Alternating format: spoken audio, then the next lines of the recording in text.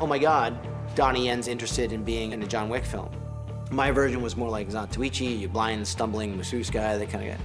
You know, and after my first creative talk with Donnie, it was like, oh, I don't want to play him like that. I want to be way cooler. When I'm back home, when I'm with my most comfortable environment with my colleagues, Asian filmmakers, right? They don't understand me as much as Chad does. And that's a compliment to him. And I told him that. Because I said, you know, it's very interesting that you understand where I'm coming from. And I understand where he's coming from.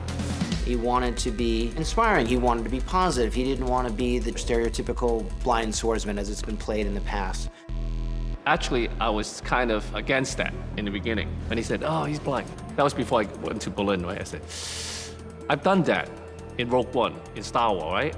I played the blind man before, you know? Do you really want to go there? How am I going to react, right? How am I going to bring what I wanted to achieve, that full, complex character? It's challenging. I'm still finding some moments.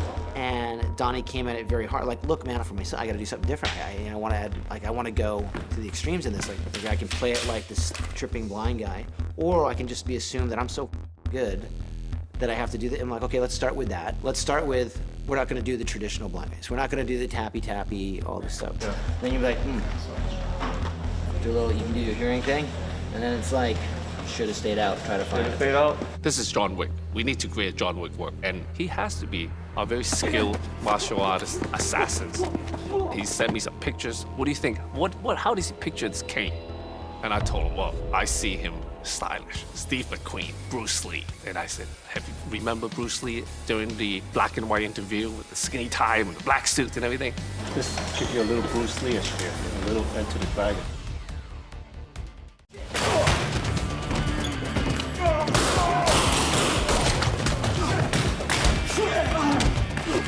In John Wick 4, we get to play with so many different tools.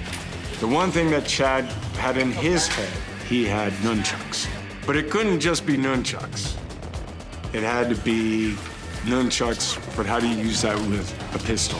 We had a solid 6 months of him learning how to train with nunchucks, but a lot of times it was also mixed in with the judo and jiu-jitsu.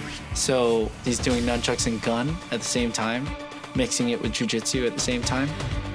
It was definitely a learning curve because it's like, how do you put enough nunchucks to make everybody interested and excited, but not too much where it becomes another nunchuck sequence? Jeremy broke down the Bruce Lee and Enter the Dragon with the nunchuck sequence, so that was my warm-up sequence. Instead of making it a scene about nunchucks, it became another set of his platform. So part of his platform is having his handgun and reloading with the handgun. Well, in between reloads, when he's out of bullets, he can use this hand to hit with the nunchucks. And we just kind of made it second nature to where every time he put his nunchucks around his neck, it was kind of like holstering his gun. So it looked like he was going from a primary to a secondary weapon. We do these threads where I have nunchucks and I have to like hit and do different, different holstering, and then threads with guns and then hitting and disarms and go throw. And it's been great to have a creative team to help put me in positions and situations that are dramatic and with action. And, coming out of that, we came up with terms like gun fu and car fu. I met Chad Stahelski when I was training for The Matrix, and they were looking for stunt doubles. I stumbled upon jackpot with The Matrix because I became Keanu Reeves' stunt double. To have somebody that put that much of himself in it was unheard of. And to see how much he cared. How could you possibly go to work every day with this guy if you gave even this much less than he did? The challenge was to give this much more than he did, which was not easy. Chad went on to do second unit work, second unit directing, action design, started his own company, then co-directed John Wick.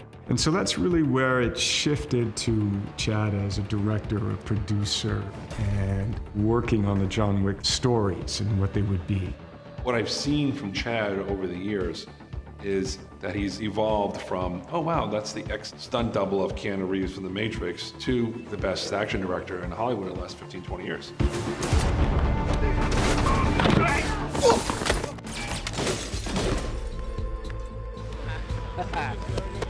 Well done. Chad and Keanu have known each other forever, and that deep trust and bond that they have with each other has been there since day one. It's why Chad is here directing John Wick 4. I think there's very few franchises that have the consistency that we have with this core team of director, star. Chad has directed Chapter 2, Chapter 3, and now Chapter 4. His take on action and the way that action and drama and story have to kind of go hand in hand is my taste. Keanu loves this franchise so much. I mean, he's in every script meeting. He's part of the casting discussions. He has come up with a lot of the best story ideas. Here's Killer coming. Oh. I love working with Keanu Reeves. I think he's one of the best creative, collaborative partners I could have ever wanted, let alone imagined. We have really good film talks. We go off and talking about all kinds of films, from cinema, paradiso, to anything, where we talk about characters, talk about these actors. I am a massive David Lean fan. So that's Lawrence of Arabia, so check the desert box. Obviously, I've got a fetish for deserts.